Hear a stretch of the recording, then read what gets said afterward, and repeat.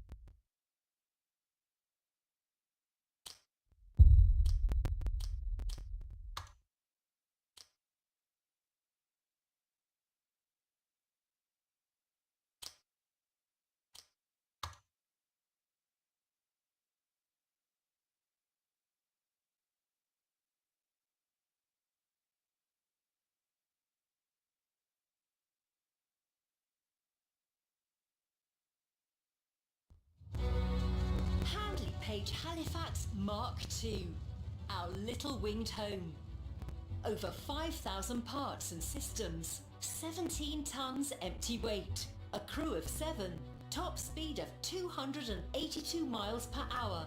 However, without the ATA's help, any aircraft is just scrap. We are the ones who escort damaged planes to repair bases, risking our own lives. We recover planes shot up in combat so that they can continue to serve, including in flights to Poland. All available pilots are already on duty, in fighter and bomber squadrons, on missions, training and patrols. And that is the only reason we women are finally allowed to get in the cockpit. Command had no choice. Someone has to risk their lives and transport these shredded coffins to repair bases. And every plane, no matter how shot up, is priceless. So we fly in Barracudas, Hurricanes, Mustangs, Oxfords, Spitfires, anything with wings, or at least remnants of wings. And there are gentlemen flying in the back seat, mostly reporters. But the price of feeling like a star for a moment is fear and nerves pushed to the limit as we fly these clattering wrecks to the next repair base. Fortunately, I'm not alone. Anna Leska, that is Lieutenant Leska, can fly anything from a bomber to a balloon. Today, the takeoff went smoothly, but then it all started without even a warning. All right, time to check the instruments. They'll be the only eyes our boys have up there. They need to be in top working order. Yes, Lieutenant, I'm leaving my station. Please, we can drop the ranks. We've been through too much together.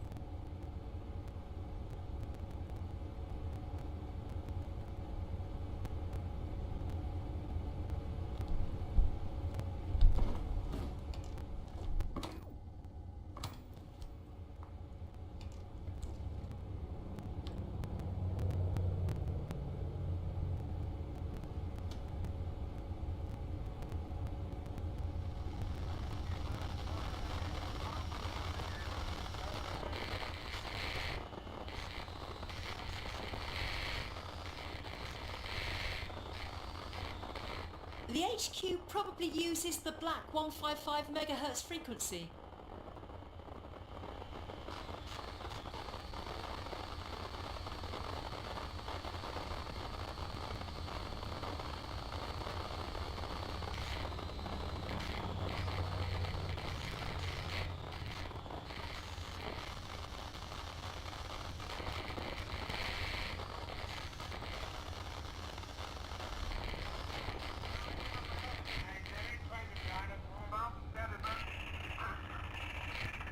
This is Aircraft Lima Whiskey 208, hello?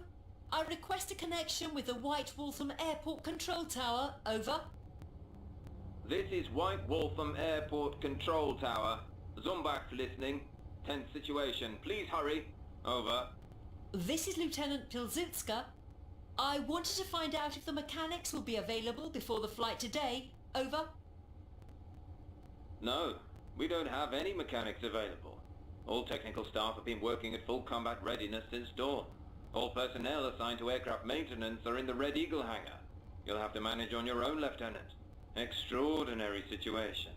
Let's continue this conversation on the internal channel. Changing frequency, over. I understand. Thank you for the information. We'll manage. Switching now. Pilzutska out.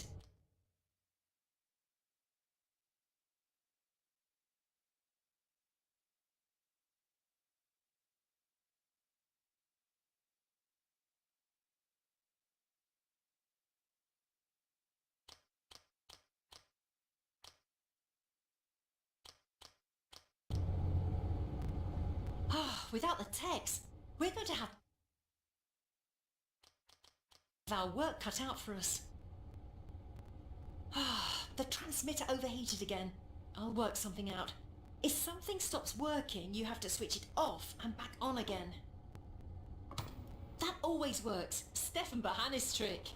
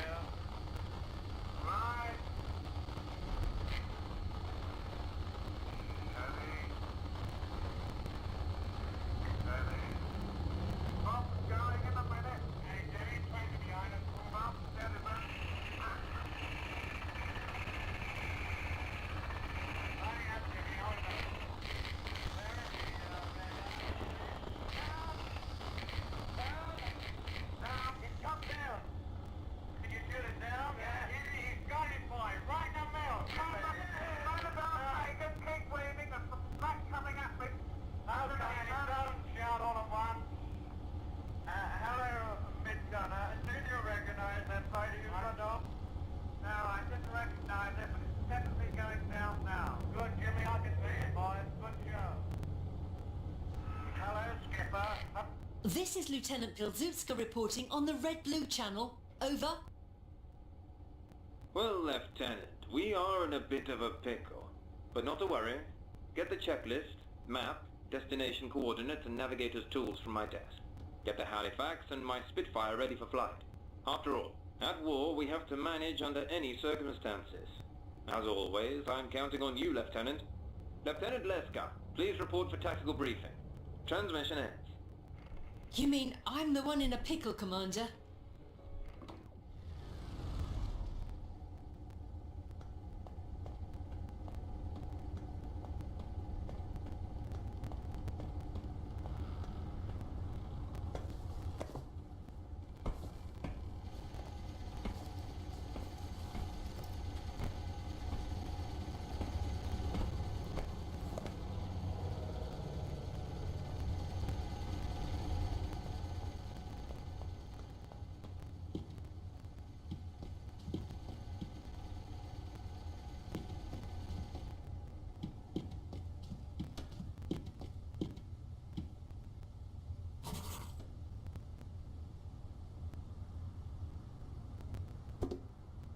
All right, let's see. Engine check. calibrate instruments, fueling, the usual.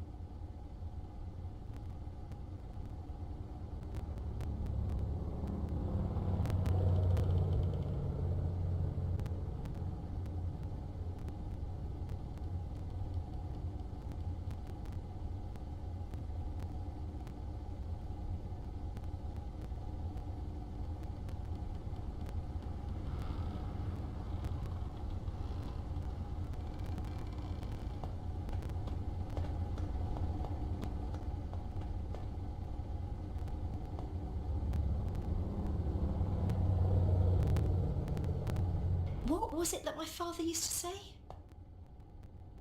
All right. Stress, mess, depress. Up is filling the tanks, down is draining, middle, pump off. Easy peasy. I need to make sure I get this right. If I start pumping this the other way round, that's going to be a mess, all right. All I have to do is pump the fuel out of the tank that has the most of it, but only so much that the others can be equalised by pumping into the least filled tank.